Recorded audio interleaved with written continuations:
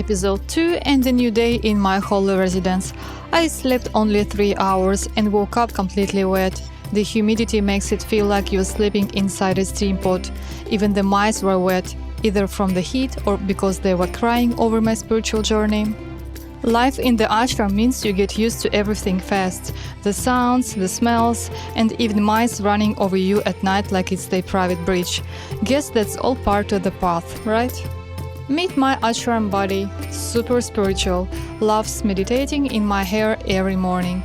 Apparently, hair is not only warm but also free building material for his little projects. At first, I freaked out at every noise, little ninja mice jumping out of nowhere. Now we've got a deal. I don't bother them, they don't bother me. Well, almost. My room is right next to the teacher's. Iron sheet walls and ceiling, a hard bed, and a fan above my head, just to make sure life doesn't get too comfortable.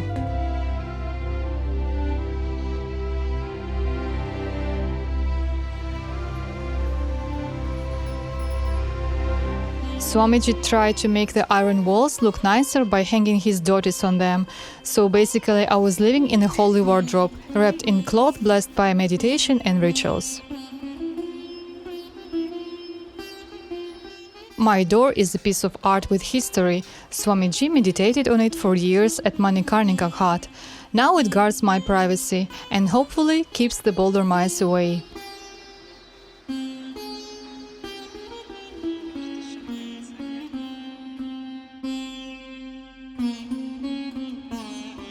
When teacher invited me to the ashram, he promised a room, shower and even a toilet.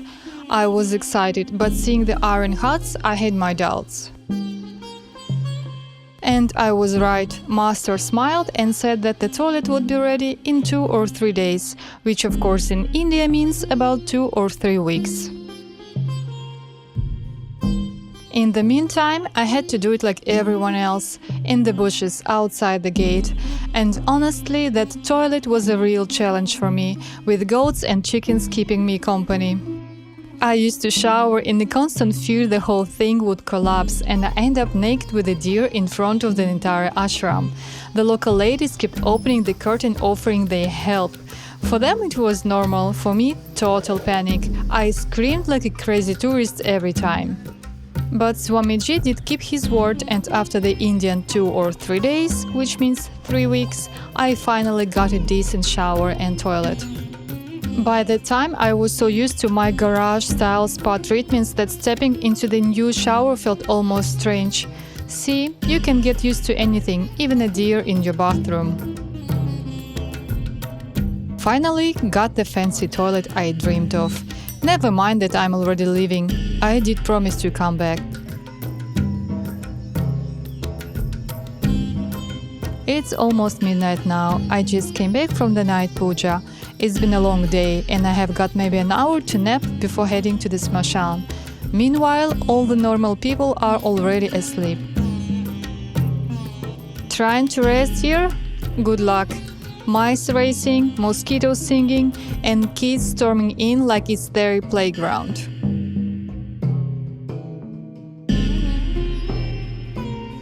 As soon as it turned midnight, Swamiji shows up to bless me and wish me a happy birthday.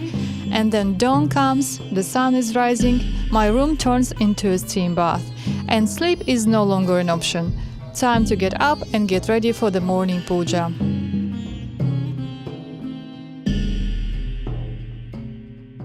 Ashram life means you never really have time to sleep, and yet somehow you're still happy. Early morning, and the ashram women are already busy at work.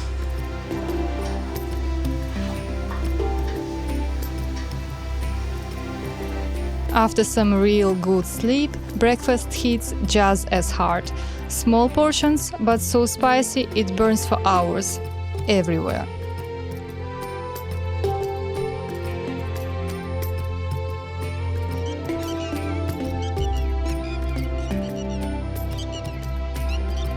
From the temple roof, the sight is breathtaking.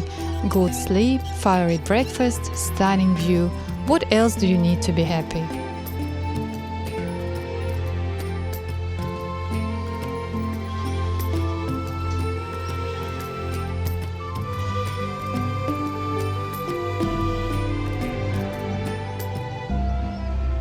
Next to the ashram stands a tree. Look closely and you can see all 13 trunks twisted together like frozen black snakes. At its base is an abandoned altar, covered in dust. Swamiji said that 13 people hanged themselves here, and their souls remain trapped in the tree. In my first days here, I looked for a quiet spot to memorize mantras.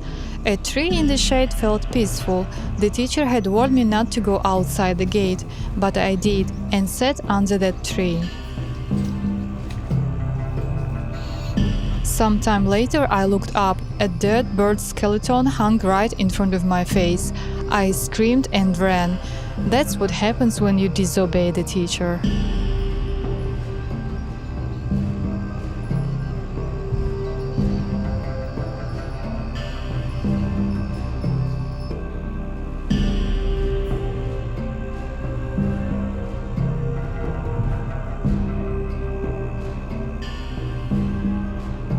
By day, the tree just looks strange and gloomy, but at night it comes alive with moans and screams from inside. Each time the sounds began, Swamiji rushed to the tree and performed strange rituals, as if he talking to someone I couldn't see. One night around 2 a.m. on our way to the Smashan, the tree made the same terrifying sound. Swamiji stopped, faced the tree and shouted in a loud, almost animal voice. Suddenly, everything went silent. I felt uneasy. I asked, why not help them? He replied, this tree holds 13 souls. Their own karma keeps them here. They must work it off themselves.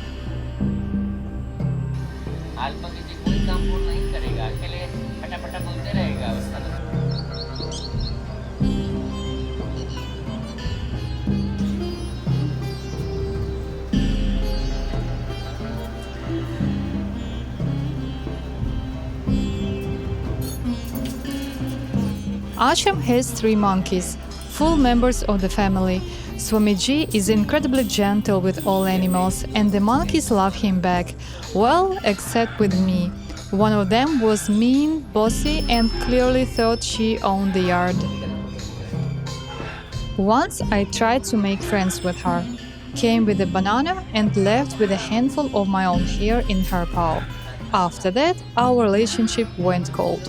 Swamiji just smiled and said, with love, little by little, even the hardest hearts can change. He meant not only the monkeys, but the people as well. Honestly though, I didn't have time or the patience to test this. Every time I walked past them on the way to the shower, that furry lady tried to grab my skirt and bare her teeth, reminding me that there will be no friendship between us.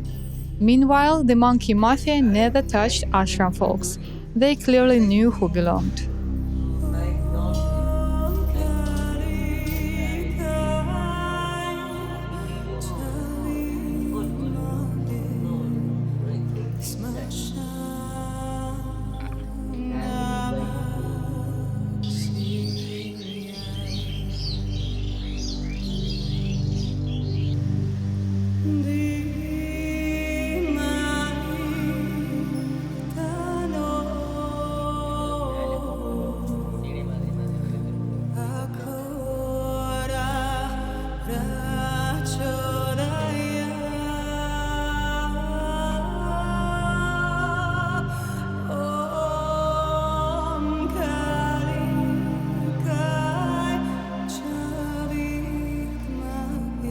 Smashan Baba, or Aya, as Swamiji calls him, is a special person. Everyone is a little afraid of him, from the dear Lakshmi to me. He looks very strict and demanding, always correcting me, how I sit, walk, talk, even how close I stand to the master.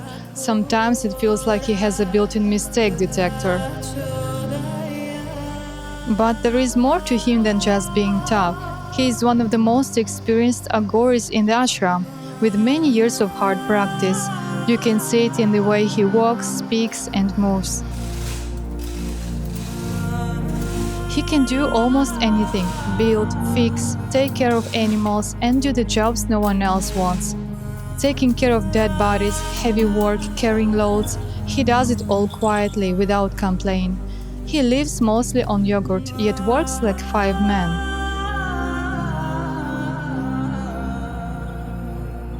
Maybe his own life carries some old wounds. The love he once couldn't give to people, he now gives to helpless animals. I saw him holding a small pigeon, looking at it with such gentle eyes that all his strictness disappeared, and for a moment he looked like a completely different man.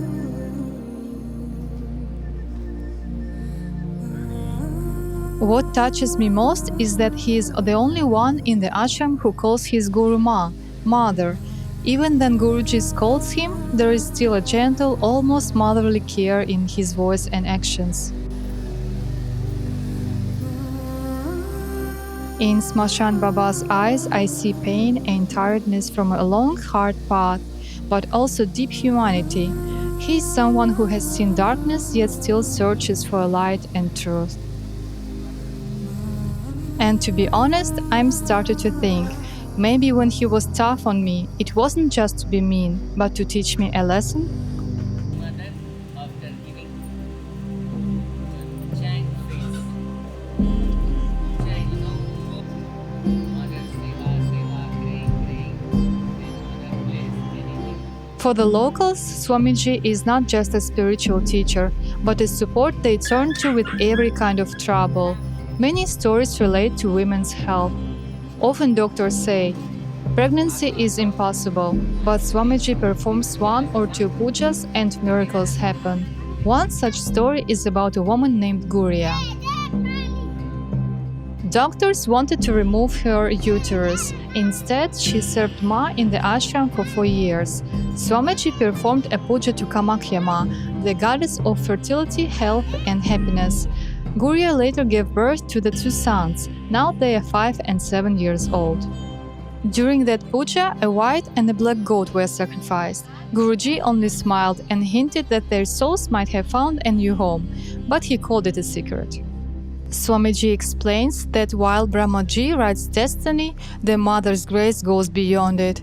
She can rewrite fate if one prays to her with a sincere heart.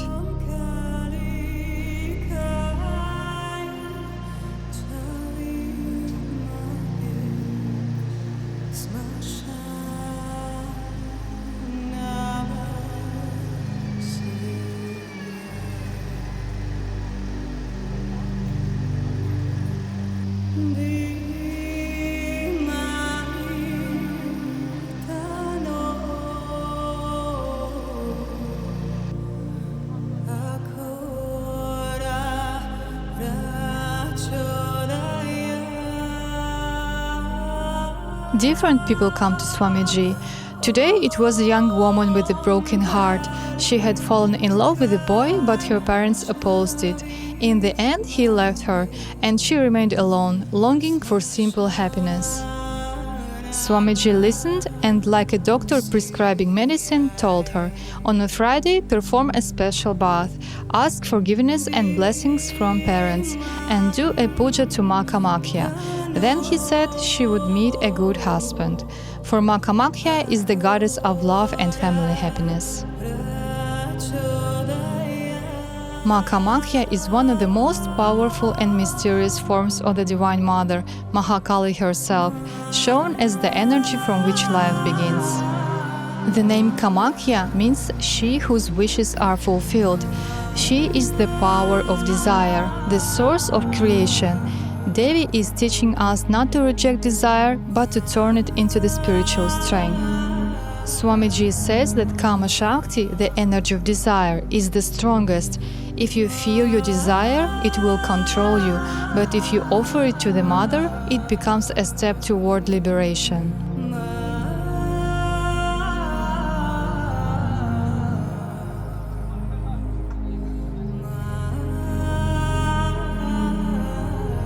Ambubachi Mela is one of the most sacred festivals in India. It's believed that during this time, the Divine Mother, Kamakhya Devi, has her menstruation. The main celebration takes place at her temple in Assam, where there is no idol but a stone yoni with a holy spring flowing from it.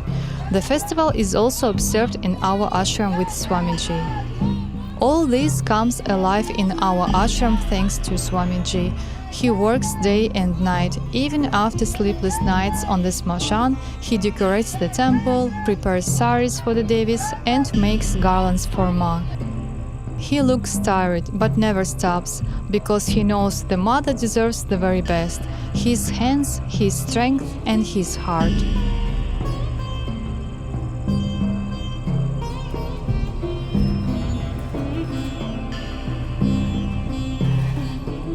The temple is closed for 3 days. Ma rests. She is bathed, her weapons and decorations are removed, and she is dressed in the simple clothes, looking like a gentle young girl.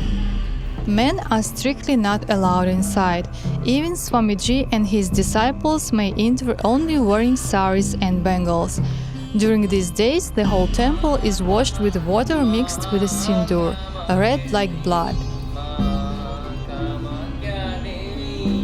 Ma Kamakhya Devi Jaya Jaya Mata Ma Kamakhya Devi Namo Kamakhya Mama Tangi Mama Tangi Jaya Jaya Mata Mama Tangi It's for mosquitoes.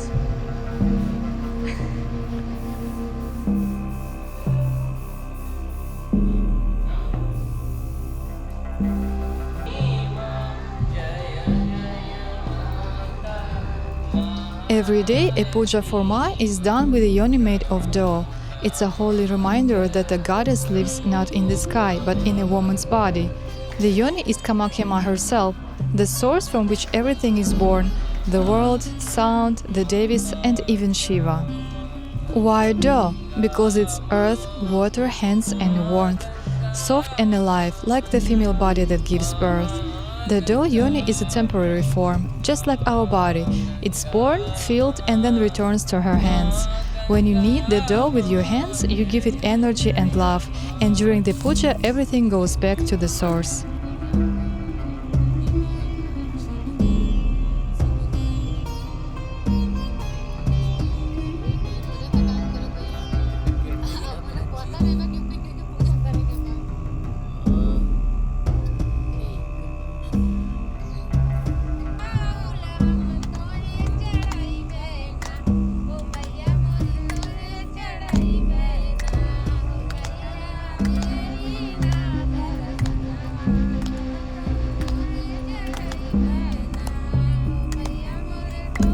A special part of the festival is the Vama Puja of the Yoni Mahamudra. 3 times a day, women offer kumkum as a symbol of menstrual blood.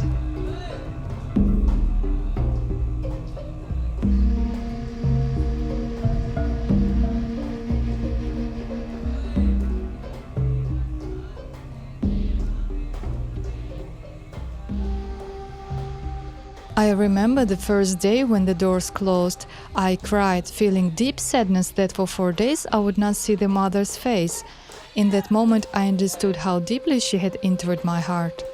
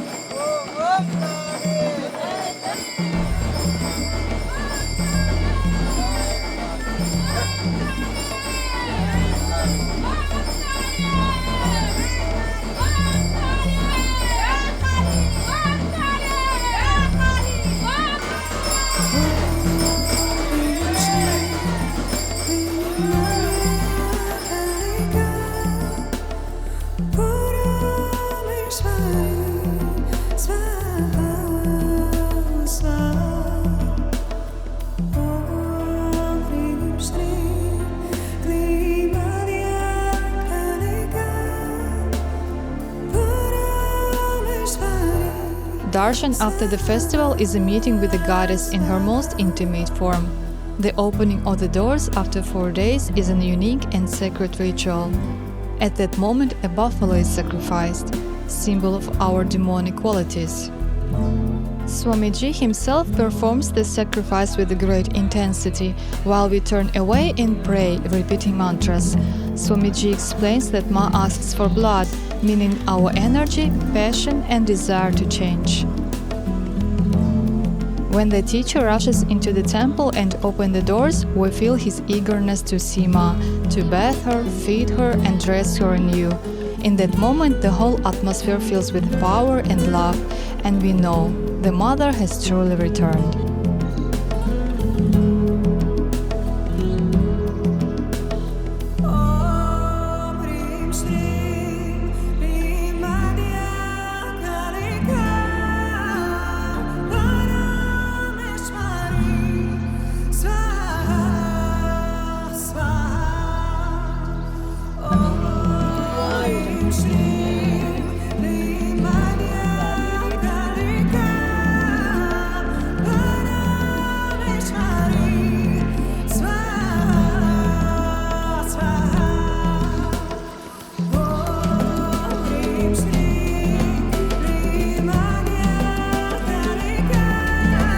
While the temple is closed, puja is done at the entrance.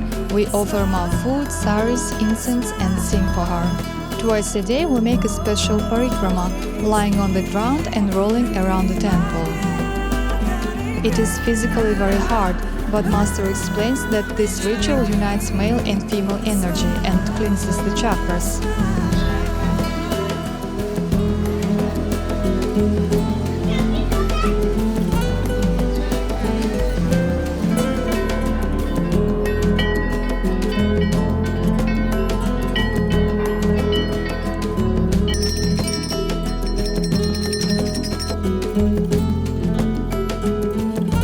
Faith in the Guru is a step into the unknown.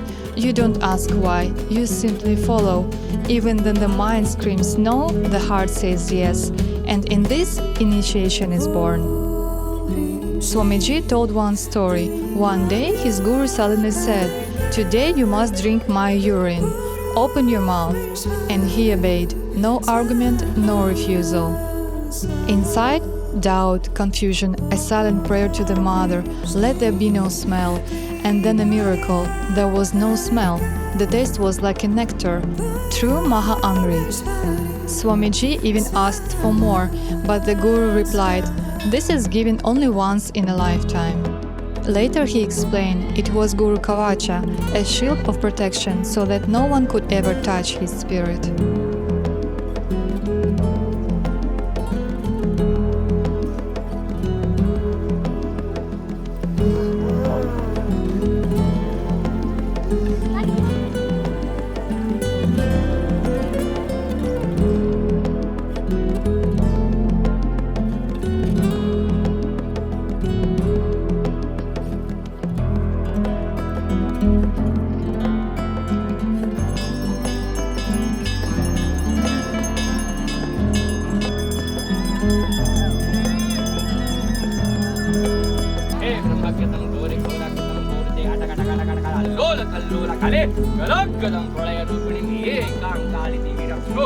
Ma Kamakhya Devi Jaya Jaya Mata Ma Kamakhya Devi Ma Kamakhya Devi Ma Kamakhya Devi Jaya Jaya Dedo Ma Meri Jaya Dedo Ma Meri Balak Koja Vidya.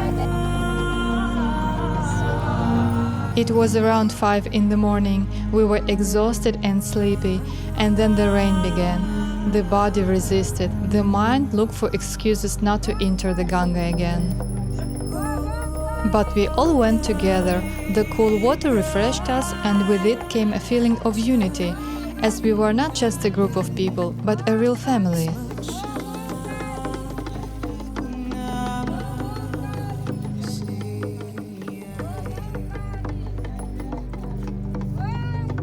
Look at her.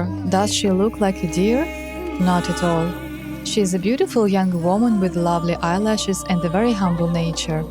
She truly loves Guruji, and of course, she is a part of our family.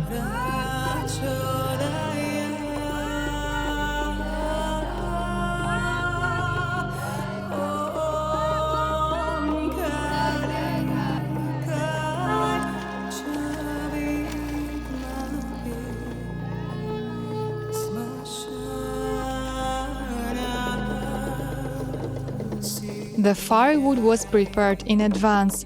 The heat was so strong it took my breath away, and each thought of the burning coals made my heart sink. Swamiji said I didn't have to do it, but I knew I wanted to test myself. Swamiji went first. His face changed, his body seemed filled with power. Later he said that in that moment all 64 Shaktis of the Mother, the Chalsat Yoginis, had merged within him. He remembered nothing, as if he disappeared and only Mother's force remained.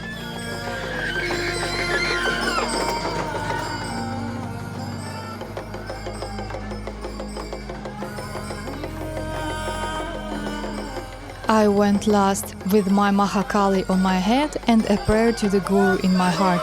Please help me. One step, then another, and suddenly it wasn't as frightening as it seemed. A small burn left on my foot, but it was nothing. The main thing is, I did it.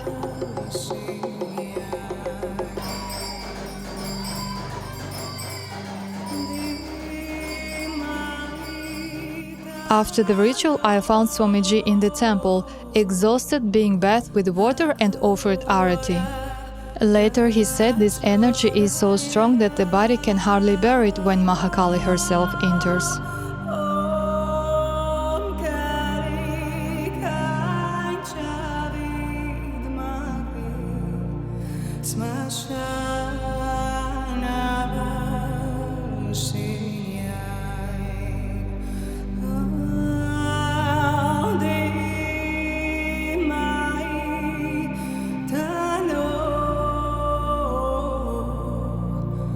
In the evening, the women gathered at the feet of the Guru, rubbing them with oil, as if to ease his state after the ritual. He had no burns or pain, but he let them do it. The meaning was clear. The oil was not for him, but for them, a way to show love, care, and gratitude to the one who leads them through the fire.